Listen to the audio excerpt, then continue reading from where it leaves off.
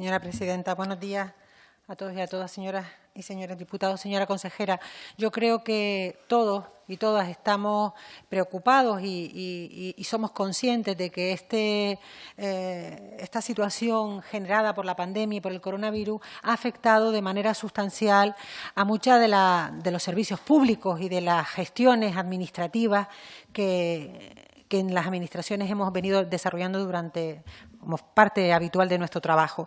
Parece razonable pensar incluso que todo ese proceso de suspensión de plazos, ¿verdad?, que por el decreto de alarma se habilitó y que hizo que, entre comillas, las administraciones en muchos aspectos se paralizara, pudiera generar un retroceso significativo en la gestión de los asuntos de lo público. Y en especial hoy queríamos hablar cómo ha afectado la pandemia, cómo ha afectado la gestión de la sanitaria a la gestión en materia de dependencia.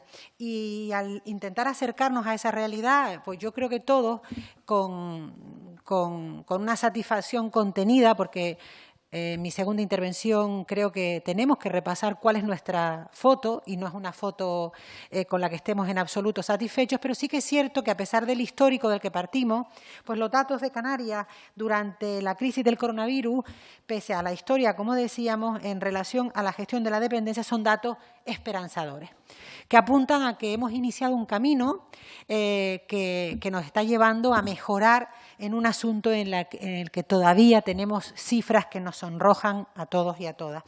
Y yo destacaría, aparece también evidentemente, lo he extraído del informe que hoy usted nos ha aportado sobre el impacto del COVID-19 en el Sistema para la Autonomía y Atención a la Dependencia, conocido por todos nosotros como el SAT, que el hecho de que el porcentaje interanual de incremento de personas beneficiarias con prestación,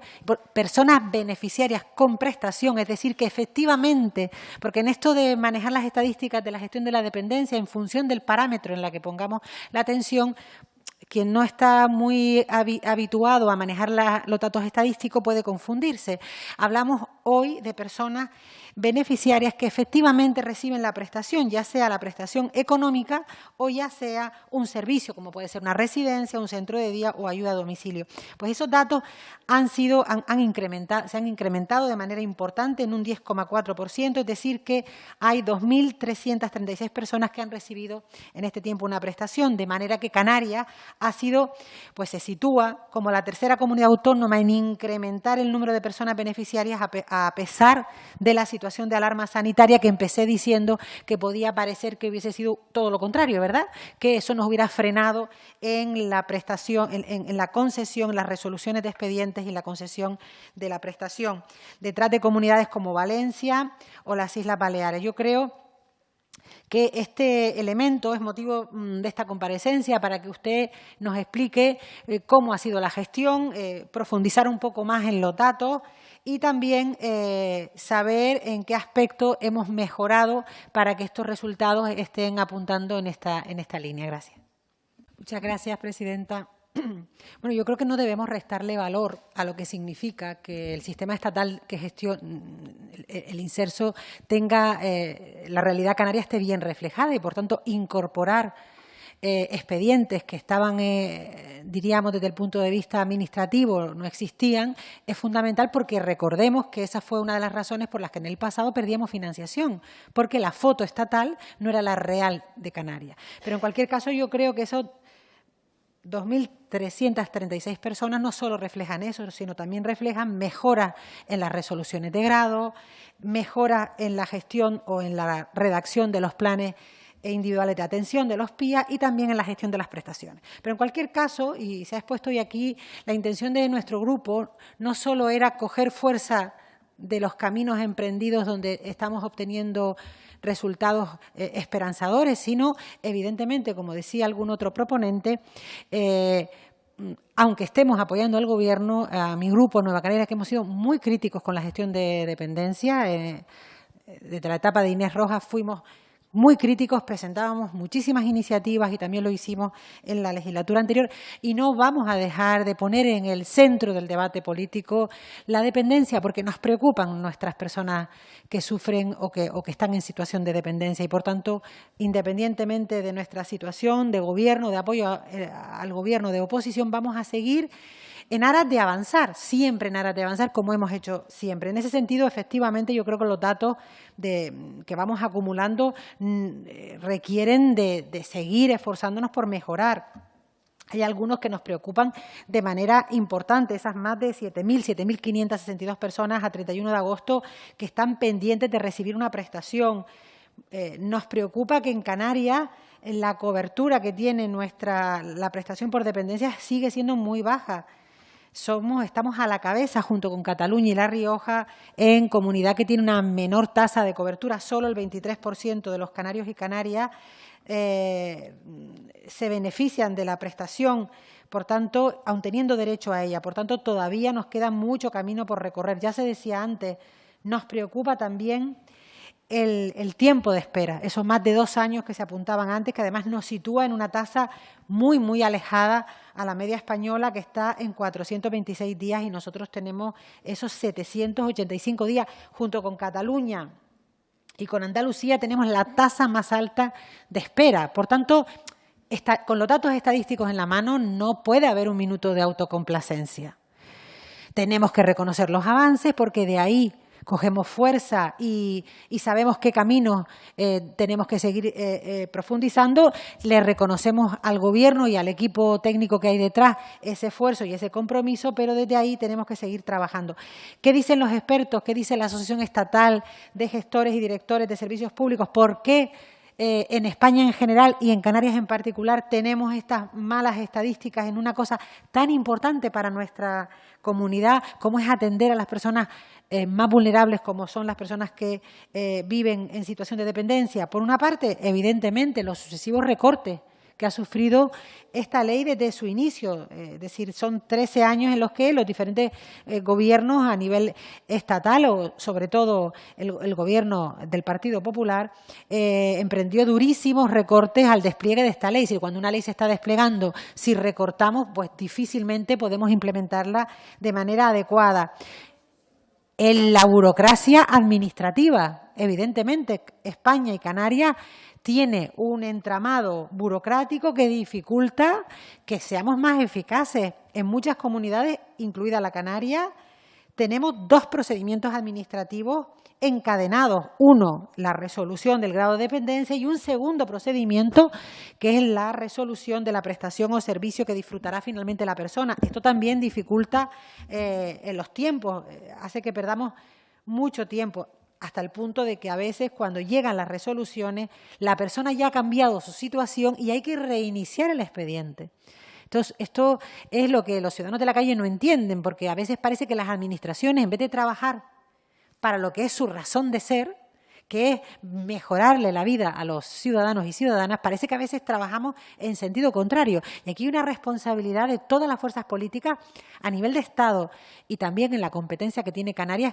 Necesitamos una administración.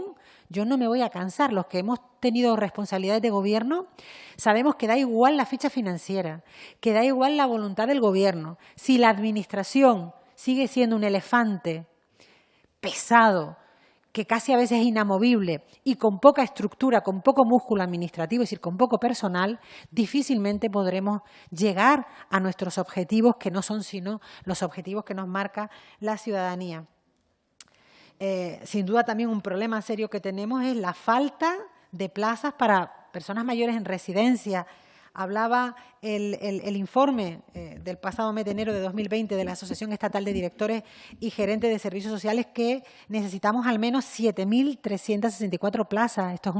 Esto explica el por qué en Canarias optamos mucho por la prestación económica, a diferencia de otras comunidades donde se opta por el servicio, por la atención domiciliaria o por una residencia, que yo creo que estamos todos de acuerdo que le da más calidad de vida a la persona en situación de dependencia que la prestación económica, que además obliga a la familia a dar una respuesta y una atención a través de un cuidador privatizado. Yo creo que también hay otros elementos en los que podemos analizar y podemos pensar que, aunque queda mucho camino por recorrer y aunque los esfuerzos tenemos que seguirlos haciendo, hay elementos que son claramente como para no desmoralizarnos. Por ejemplo, en el estudio que hace también la Asociación Estatal, donde clasifica, diríamos, en 4 grandes grupos a todas las comunidades autónomas, por ejemplo, comunidades con atención plena, evidentemente no estamos ahí, como puede ser Castilla y León, comunidades que han progresado positivamente en los últimos años, pero siguen manteniendo una lista de espera. Ese yo creo que debería ser nuestro objetivo inmediato.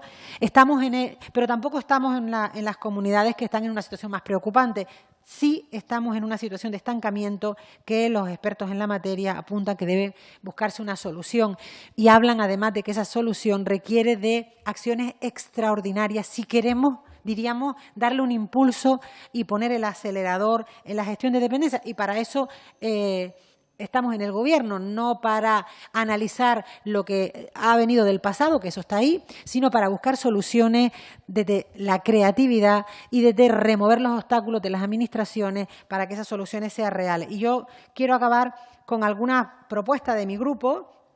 Primero, mirar cómo lo hacen los que van bien. Yo siempre creo que en la Administración debemos estudiar quienes tienen buenas prácticas y a quienes consiguen buenos resultados. Y en ese sentido yo creo que podemos mirar autonomías como Castilla y León, que lidera la atención a la dependencia y ha eliminado la lista de espera. Por ejemplo, una primera conclusión de una mirada somera, como lo hacen en Castilla y León, llegamos a la conclusión que han descentralizado el sistema.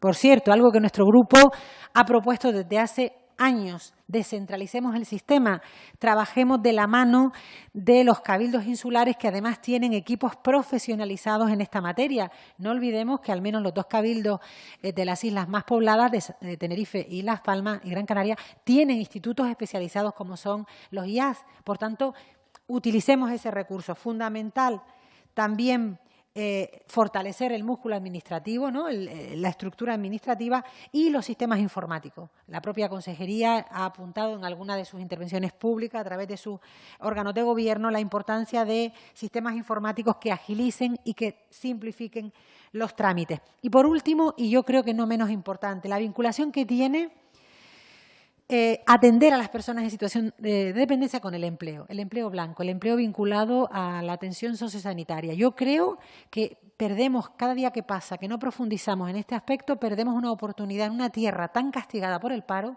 de generar oportunidades y empleo a tantas y tantas hombres y mujeres canarios que están formados en esta materia, porque los datos oficiales hablan de que la dependencia es uno de los sectores de actividad económica y de generación de empleo más potentes en el sector servicio.